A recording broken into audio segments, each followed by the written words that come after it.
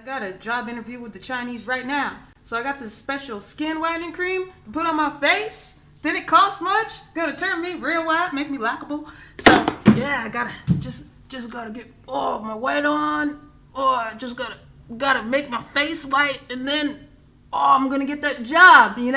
It's great that I don't need to be qualified. I don't need to have experience. I just gotta find a way to make my skin white.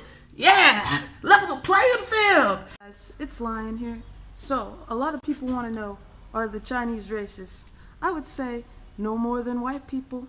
Yeah, so China is known to have some racism, but the thing is yeah, you will see signs in China where it says blacks need not apply, looking for white people only. So it has like that feel of the 70s in America when we were still going through a very segregated time, and blacks and whites were not even allowed in the same restaurants. So it's not that extreme. Like most places in China are not going to kick you out for being black, but there is a good chance that you will not get a job because you're black. And there's also a good chance that if you're working in some sort of company and that you just don't have job stability is the bottom line, because as soon as a white face comes and it's like, hey guys, I'm here and I'm white, whether they're skilled or not, there's a good chance you're getting cut from the team because you're black.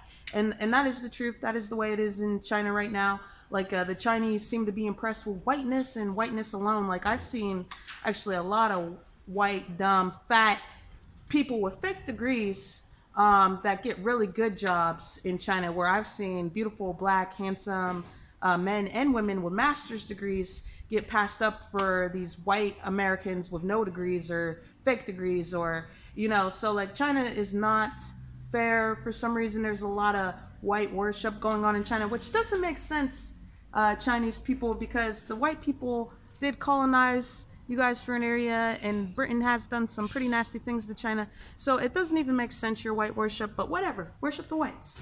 But what I will say is it's still safer for a black person to be in China than in America, because you're probably not going to get arrested just because you're black.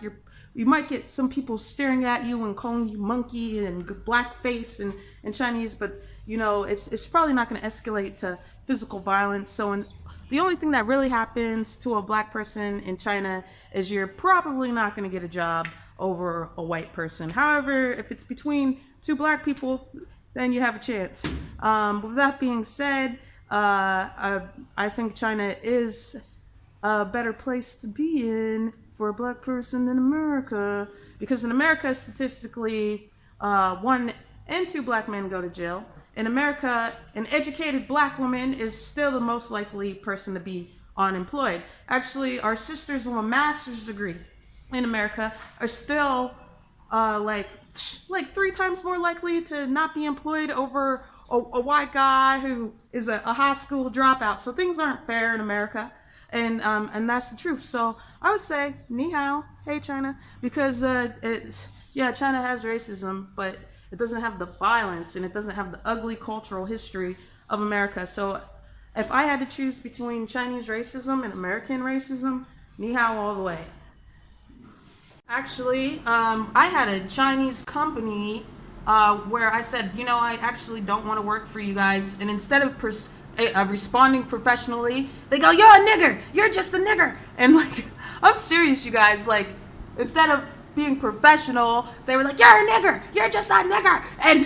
And I was really glad I didn't work with that Chinese company, because as soon as I said, no, I think I'm going to work for another company, like they showed me their true colors. And to be honest, I was getting really bad vibes from these people. So like, yeah, you're definitely going to run into racism. And when stuff doesn't go according to the way the Chinese would like it, you would find that their behavior becomes very childish and inappropriate, even in a business setting, because it's never appropriate to go, you're a monkey, in a business setting. Like, come on.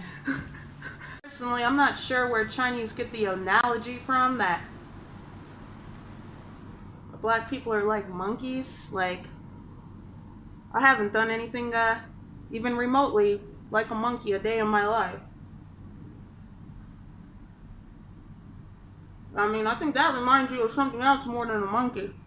What can I say, you guys? The world is on the world is not a fair place. It wants you to do a lot of ass kissing, and beyond that, it wants you to be white.